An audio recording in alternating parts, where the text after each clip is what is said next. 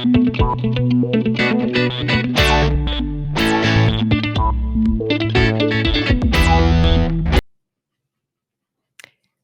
and welcome to the Corgi Town USA podcast.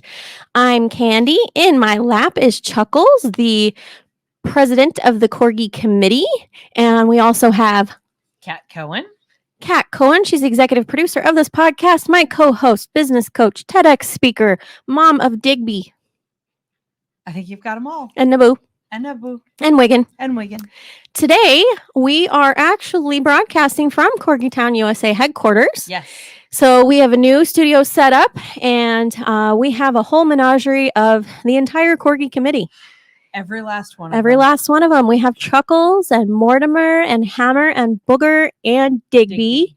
Wiggin did not join us because Mortimer and Digby duo is a little bit much for poor little Wiggin. That's right. Yeah. But so you'll see flying fur. You will hear borks. You might see we have them locked out where they can't knock down the camera because they've already done that today. So we think. Well, not yet. Not yet. It'll make for the better story. So as we're talking about this, we talk a lot on the podcast about the tenacity of corgis. Yes. And how, as much as we love them, we wouldn't have them any other way. But they are... They can be, yes, they are a handful. They can be crazy and overbearing. Actually, I was, almost a side note. I was speaking to a corgi mommy and a dear friend of both of us, Mina, yesterday, and she was babysitting a chocolate lab for a neighbor. Oh, and usually on the opposite end of the spectrum, you've got the corgis, crazy, insane, and chocolate labs tend to be, much more mellow, easier to train, smarter. They're the dogs that are. I wouldn't say smarter. Corgi's pretty dang smart. Pretty dang smart. They are easier to train in the way that obedient. They're more obedient. That's the word you're looking for. So compliant.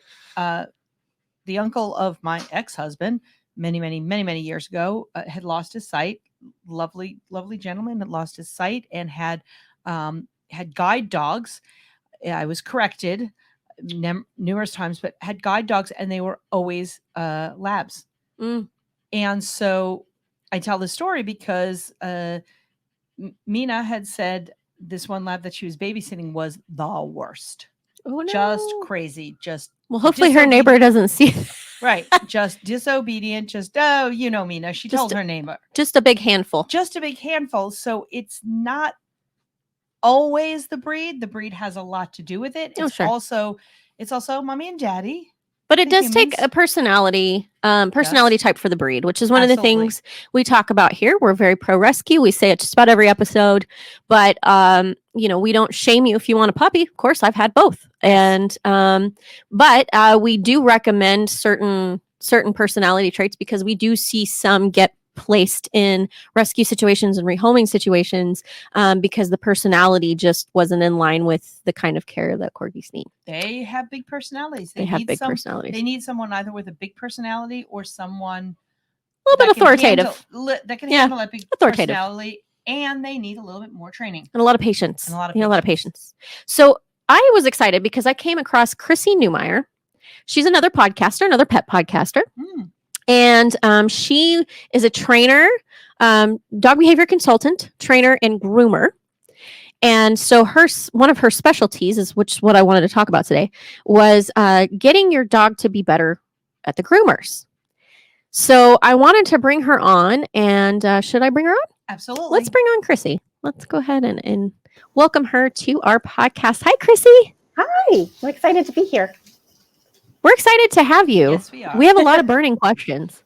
Okay. Yeah. Every time we have a trainer or somebody who's a behaviorist, we always have questions because we say, I'm the expert. I've had 7 corgis, but there's always a lot to learn. Absolutely. And the more we work with them, the more we realize we're not experts at all. I would say that is the statement from a good trainer, though, because that means you're listening. You're not just teaching, just pontificating.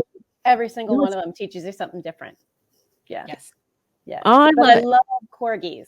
I happen to have border collies. Please don't think less of me. I know this is Corgi Town. I love border collies. But yeah, I so love good. corgis, and I just have a big soft spot for all the herding dogs in general, and there are a lot of similarities. Yeah. Well, I have a soft spot for all the dogs. Oh yeah, of course. All of them.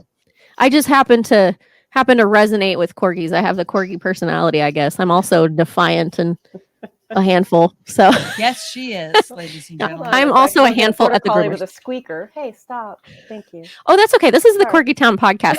We have random borks. We have equipment getting knocked over by frapping. It's part of the fun. We welcome it. Absolutely. We It's welcome dog the style. chaos. Yeah. Well, let's get started a little bit about. So my question is, how long have you been in grooming, and what made you get started? How did you get started into specifically? I mean, I know you're in behavior as well, but how did you get started down that path, and how long have you been doing that? Yeah, so I started grooming. I did my grooming apprenticeship back in '91. So Oh, wow. 30 years of that. But Yeah. for like 5 years before that, I started working with dogs in 1986. So that was my first summer job internship for a agricultural high school. So I went to an agricultural high school for animal science, and that was my first summer job that was graded. And it had to be an approved job. It was through the Future Farmers of America, the whole bit. And my employer was writing reports on me, but I fell in love with grooming and with training that summer. So both things always and I've never been able to just pick one. I just love them both. So yeah, bathing dogs. And she had corgis, she had Pemmies. And because she had them and was doing shows with them, we had a lot of Pemmy customers. So yeah, definitely love the Pemmies. Yeah, so yours I go only way met a back. couple of cardigans though. I've only met a couple, but yeah, I go back. They're not. I wouldn't say they're not as. I guess they're not as common. They're not as many bred. They're not as popular. And I mean, I've had corgis. The first corgi in my family was back in 1998, 99. Yeah. So we've had corgis in the family. But I remember even when I got Lilo, which he was my first corgi, and I got him he was born in 2004, and people would be like, what kind of dog is that? Because he was a sable, so he looked like a German Shepherd with no legs. Yeah. And so people would say, what kind of dog is that? And I'm saying a corgi, and they say, a what? Well, people didn't know what corgis were. No. And with Kira, they would say, is that dog bred with something? No, she is a Welsh Pembroke corgi. That was the first corgi in my family. Yeah. And yeah, so it's only been probably about the last maybe 8 years that they've really exploded in popularity. And the cardigans have picked up in popularity because people say, oh, it's a different looking corgi, but they're definitely not as common because they're just not as out in the media, I think, as much. The Queen doesn't own any cardigans is really what it comes down to. Not really, because the Queen has had corgis since the 60s. Yes. So she's had them a very long time. They've only been very popular for about the last better part of the decade. But remember, The Crown just came out a few years ago. So the show The Crown and Bebop corgis. Yeah. And all the shows with corgis on them. And they've never been Corgi Town USA. Corgi Town USA, that popular show all about shameless corgis. Self-promotion. That's right. Once Corgi Town USA came out, the boom hit. Everybody needed a corgi then. Well, at least they know where to come. Be careful what you wish for, though, because then there are so many breeds that were like, oh, please don't make border collies popular. You know, like I don't want everyone thinking that they're going to be a great pet, you know, like because that's part of what comes with it, too. The more popular they are, it's like, oh, where are you getting your dogs from now? You know, is it some Amish farm that's breeding them like they're chickens? That is a problem. Yeah, that's we've actually this last episode that aired was we had Melissa Terzis from East Coast Corgi Rescue, and they get a lot of rescues from Amish breeding. They don't see them. The Amish don't see them as living, breathing animals with feelings. They see them as commodities. Yes. And that becomes a problem with breeding. But yeah, that's one of the things, without getting too far down that road, that's one of the things we do here at Corgi Town USA is we're all about Corgi lifestyle, but we love to be your resource. We love to be a resource. If you want a Corgi, you have questions. That's why we bring on people like Chrissy here, different experts. I have a question. Is a Corgi a little bit more involved if you are doing grooming? Well, that's one of my questions for Chrissy. You know, can you tell us the specific challenges about corgis when it comes to grooming? We all know about the fur, that most of them don't like their paws handled. So I will start by saying that I think a lot of groomers aren't used to the herding breeds. That makes sense. You know, like that. And, you know, when I hear dogs, that people describe dogs as stubborn or hyper, things like that, that to me means a dog that isn't necessarily well trained, or their brain's not being worked well enough, or they're not getting enough exercise, Stimulation. or they're misunderstood. You know, Yeah. So if a groomer thinks that they're going to give a corgi a stern no and have that mean anything, you know, we don't know what you're talking you guys about. are laughing, right? And the same is true for the border collies, but the same is true of other breeds that I think groomers tend to have trouble with, like the huskies and stuff like that. Like, there are a lot of dogs that we just need to meet them part way. Like, hey, sweetheart, this is okay. You're safe, and let me do this thing to you. But I think also with corgis, one of the difficulties with corgis is the way that they're built, you know, and I love them and their little tiny legs, but some of our little darlings are not built very well, and their legs are sore. And we're trying to lift their legs to do nail trims and get underneath their belly and stuff. And if they're not comfortable with being handled like that, they can become really agitated. They're like, why are you lifting my paw? Don't you know that my shoulder doesn't like that? And, you know, that we need to just help them feel comfortable with it, and also modify some of what we do when we're doing the short-legged breeds, you know, which includes the dachshunds and, you know, some of these other short-legged dogs. Sometimes it's a matter of like, hey, do you mind holding him in your arms while I do his nails? Just so that I'm not trying to pick up feet, you know? So I think that there are some modifications that we can easily do for corgis, and just kind of helping them be comfortable. Does that answer your question? Yeah, I love that perspective. That's really good, and it also gives our dear listeners, dear viewers, a thing to ask, because we have people all over the country, all over the world, so that's a thing to ask. Yeah. Do you modify? Do you make adjustments for my special breed with his stature, with his or her stature? Yeah. But also that's with kind of this particular dog's range of motion. Maybe this particular dog can't lift their left back foot up the same way they can the right back foot. Right. And some of that comes with experience. Like, as a groomer, I don't think I was really well versed on that early in my career, and now I am, you know, but just knowing ahead of time, like, hey, he's a little bit sore in his right elbow, you know, even just letting a groomer know something like that, so that the dog doesn't have to tell them, because dogs don't always tell us in a way that we like. Right. It's true. They know no other way. Yes. And to dogs that, are honest. Yes, very. And that's one of their best qualities. But yeah, and as you're saying that too, some of the breeds, because of their stature, are susceptible to specific type of injuries that other dogs aren't. And I would think that could cause a hazard as well if you're not familiar. Well, and some of their back problems, their spine problems that they can have from having such a long body, that if you imagine someone's asking you to now balance on 3 legs instead of 4, maybe this dog is already having some issues balancing on 4 legs. Right. And now we're lifting 1, or we're trying to get underneath their belly, or we're trying to move their head around, which always moves their spine. And I think that dogs, when they start getting a little sore, start thinking, wait, I know what happens in grooming, and maybe that's not something I'm comfortable with anymore. In fact, I have a Bichon that I work with right now that was always pretty good for grooming, but after she had some spinal surgery, she was like, I don't want to have any part of that. Oh. And that's how they ended up being my customer, because she's like, well, maybe we'll try home grooming. And I just got her used to, like, listen, you're safe, and this is how I'm going to support your back while I do things. So that she got a chance to figure out that, like, oh, this isn't going to be I wiggle and flail and you just get it done. This is going to be I'm supporting your back. I'm making sure you're comfortable, you know, and we can do things super gently, and let go of the idea that nail trims have to be perfect or grooming has to be perfect, while you relearn that you can be safe. Oh, sweet baby. Yeah. Well, and part of that too is grooming. You talk about the border collies and worrying about popularity. And again, that's something we talk about in Corgi Town USA is choosing the right breeder, and that they breed responsibly. And that comes up in stature. So Hammer's a rescue.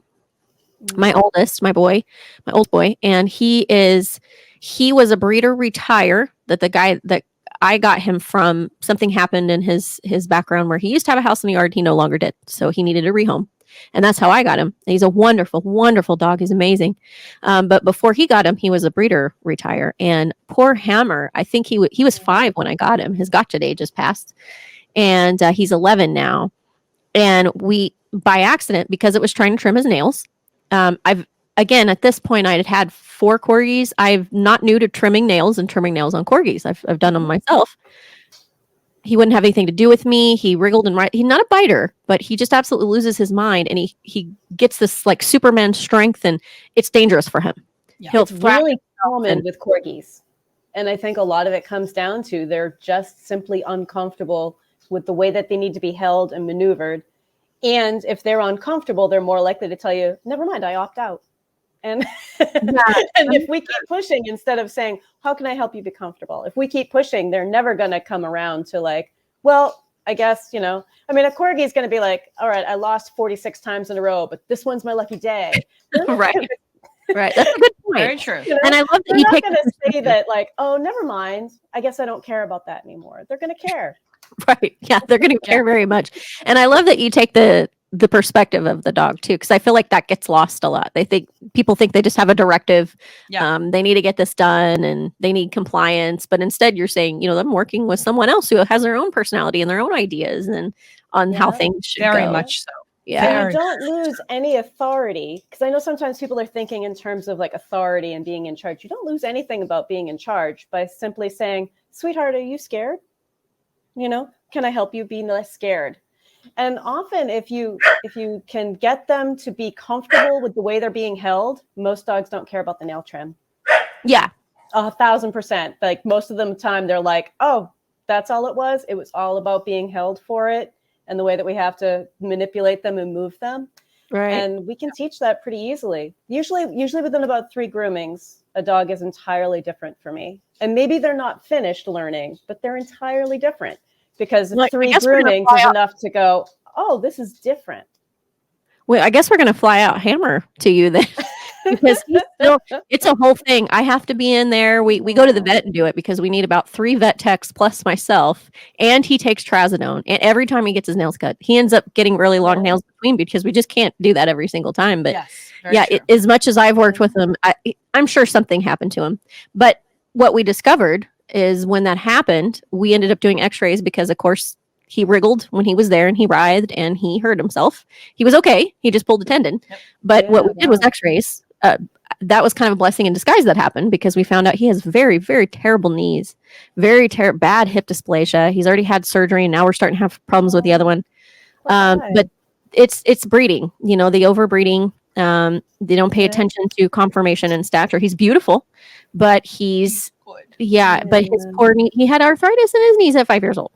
You know, and that's part of it too. And I'm sure that's to what you were saying, that is part of it, that he probably has pain when he's moved a certain way. He doesn't like to be confined. That's a lot of it. You have to hold him. He won't let you do it without holding Adding him. more people usually makes it worse. And I used to be a vet tech, and you know, one of the things that I try to tell veterinarians is I'm like, "But you guys too, unless it's an emergency, let's just calm them down and see if we can help them through it." Because if it's not an emergency, training often helps. And even if we're using medications, even if we're like using something to help lower their anxiety level, which is what most of the modern medications are meant to do, the gabapentin and trazodone are meant to help lower their anxiety, not just make them woozy. Because making them woozy, sometimes they're still very sensitive and scared.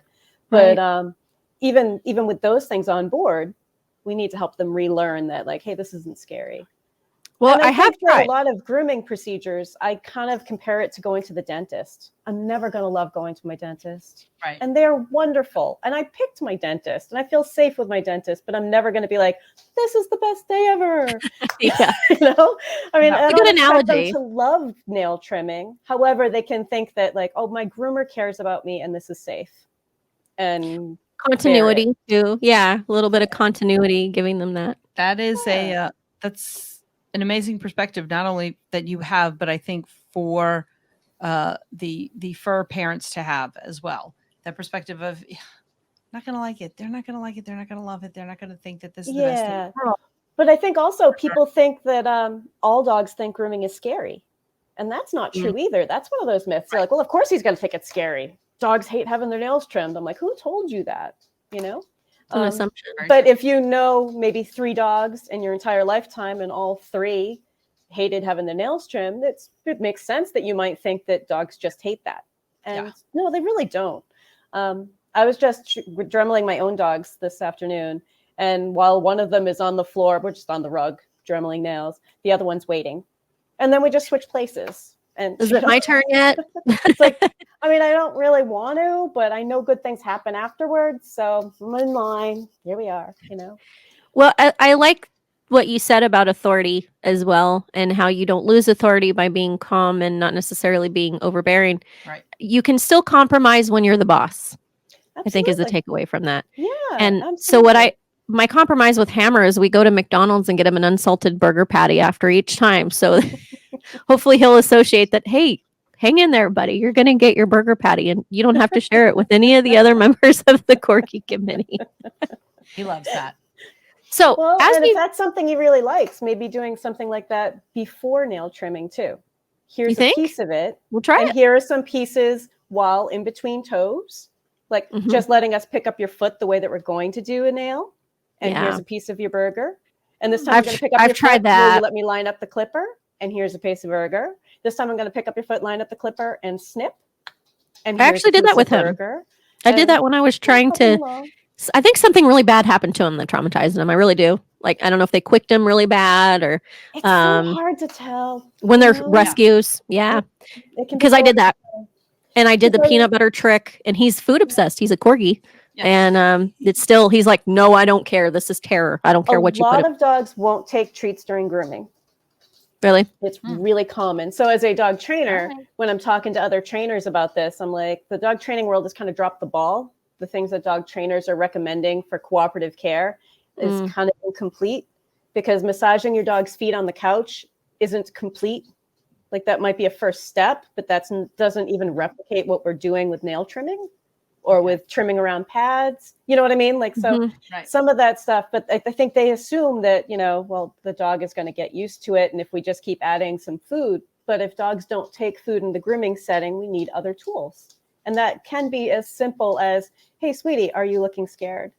So I try to get this one message out. So if I may, of course. Our goal of a dog when they're being groomed is a dog that's calm, comfortable, and cooperative. And I refer to that as the 3 C's. And if we're always kind of keeping that in mind, then we can be working toward it.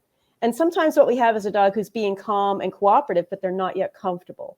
Or maybe they aren't physically able to be comfortable because they have arthritis in their elbow or something, but we can make them as comfortable as possible, and we can still be addressing comfort.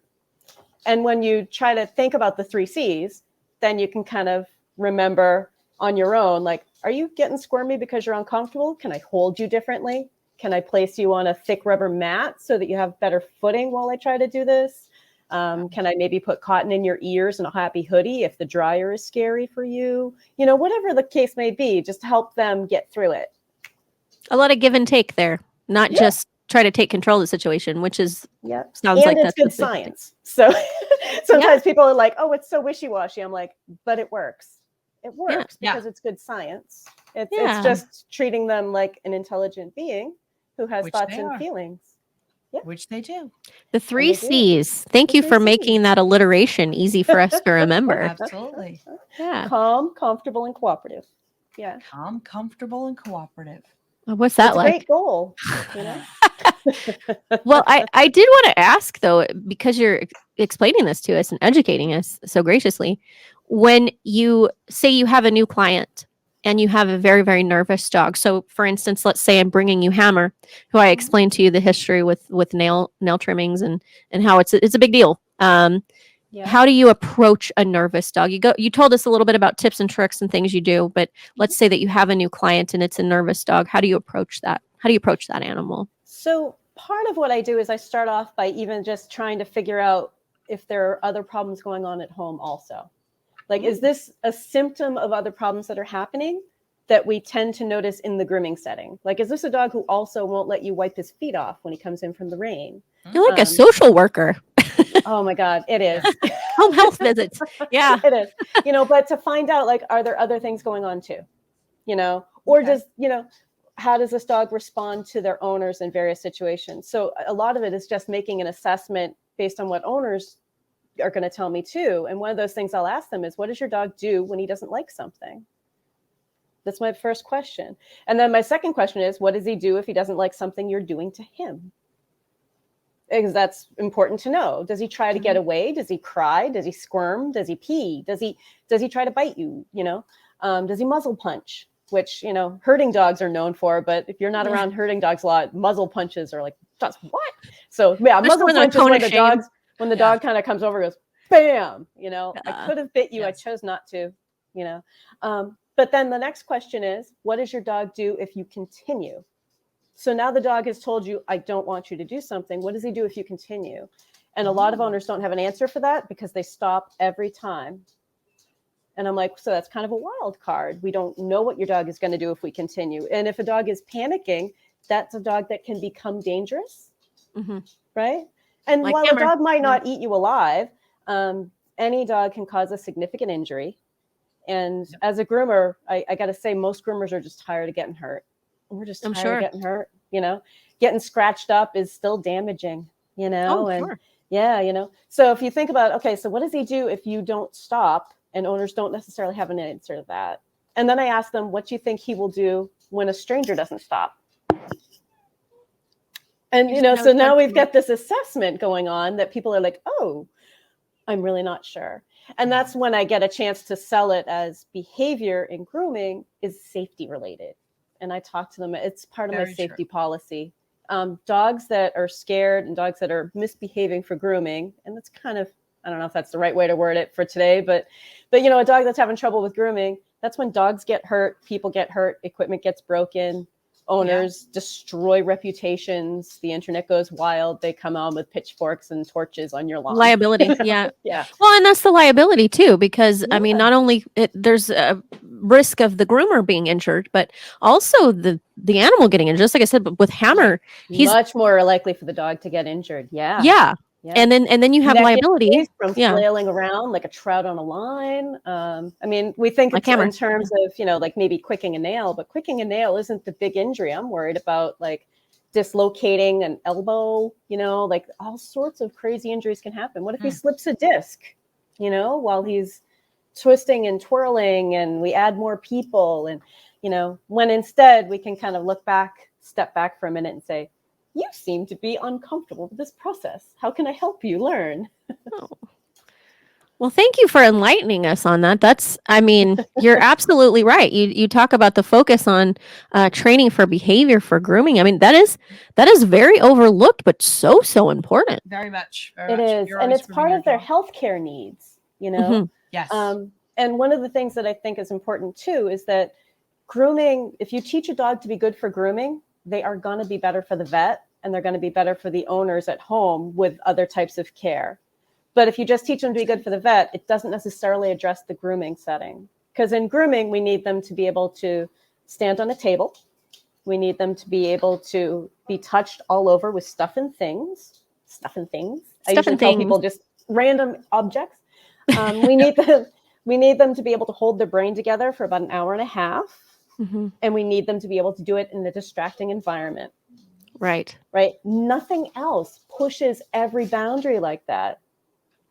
That's a very good point. You are absolutely right. And it's so important for them.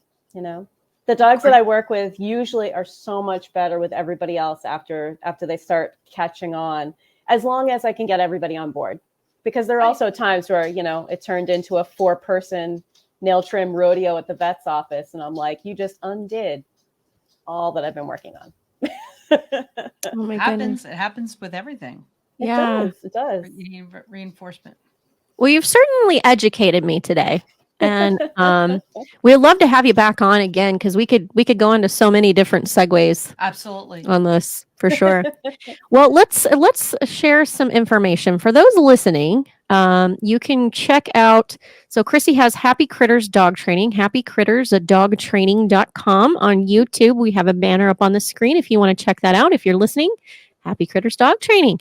And for the grooming, creatinggreatgroomingdogs.com. That's the exactly what it podcast. sounds like. Creatinggreatgroomingdogs.com. And this is also a podcast. And which platforms can your audience catch you on, Chrissy? I think I'm on all of them at this point. All the things. So I think I've got all the things. I don't do YouTube because Okay. Yours is a being on- podcast, not a video cast. Yeah. just a podcast. But it should be on everything, I hope. Yeah. Okay, great. Wonderful. And Definitely we can find it iTunes, from that Google website. Podcast, iHeartRadio, The big ones. Spotify. Yeah. And this Wonderful. is and they can check it out by your website as well, right? Creatinggreatgroomingdogs.com. Yep. And they can listen there if they aren't really tech savvy. Perfect. Beautiful. Well, thank you so very much. I'd love to have you on again in the future and talk a little bit more about this because I feel like we could go on and on for hours. We could. We could. It's my Yeah. passion in life. So feel free, anybody who's listening, feel free to reach out, listen to the podcast, or just contact me directly if you have questions. Beautiful. Yes, please do contact Chrissy. And quickly, your border collies' names? What are your babies? So I have Brock and Poe. Brock and Poe. Yeah, and they're going to do fly ball tomorrow. And yeah, We have another trainer friend that we bring on. And she was talking about Fly ball. and I heard Born her her. episode with you guys. Yeah. Alyssa, yeah. Alyssa, and I've been working with Digby to go fetch, and he absolutely loves it. So we may look into fly ball. He would be great for I fly think ball. So. I think Yeah. so. We're always looking for more dogs for fly ball. And fly ball's fun because fly ball is a team sport. So as Mhm. humans, we're all working with each other's dogs. We're all involved with each other's dogs in a way that Right. I think other dog sports we're like encouraging friend- friends, but we're not actually Right. a team. Right. A friend of mine did agility with all of his dogs over years and sort of got burned out from it. But it's very lovely to watch, but seemed a little, Intense. that's a polite word to put. Well, and Alyssa told us that too, that Yeah. there's some intensity to it. It's not just walking through the trials and So, Yeah. well, Chrissy, thank you so much. Have a great afternoon. Give the babies some head scritches for us. Absolutely. Thank you Yeah. so much for having me. It was a lot of fun. Thank you. Have a great night. Bye. Bye. I learned so much today. I know, right? I mean, this has really illuminated my perspective. It makes a lot of sense. It does to train the dog, but to look at things from the dog's perspective. Right. I Empathy. think some humans don't do that. No. With dogs, with cats, with whatever pet you have. Right. What is their perspective on things? And I think that's the toughest for vets, for pet parents. That's the toughest thing when, your baby's in pain, but Right. they can't say anything to you. What are the signs? What are they going to do? How are they going to react? So You have to learn to communicate effectively and listen to what they're saying as well. and I think that the big takeaway for me was what does he or she do when they're uncomfortable? What does he or she do when you keep doing that? When you keep brushing them, when you keep petting them there, when you keep what do they do? What a pivotal question. Exactly. Yeah. Exactly. Well, we hope you enjoyed tonight. Please go check out Chrissy, show her some love, send her some questions, check out her podcast, learn some things. We learned some things and we think we're Absolutely. experts. Yep. So we're sure you will as well. Yes. And we're here for you every Thursday, all things Corgi, the entire Corgi committee, including Chuckles in my lap, Candy, Cat, Digby, Wigan Offsite. We're getting off site. Yes. We'll see you next week. Corgi Town USA. Thank you. Bye.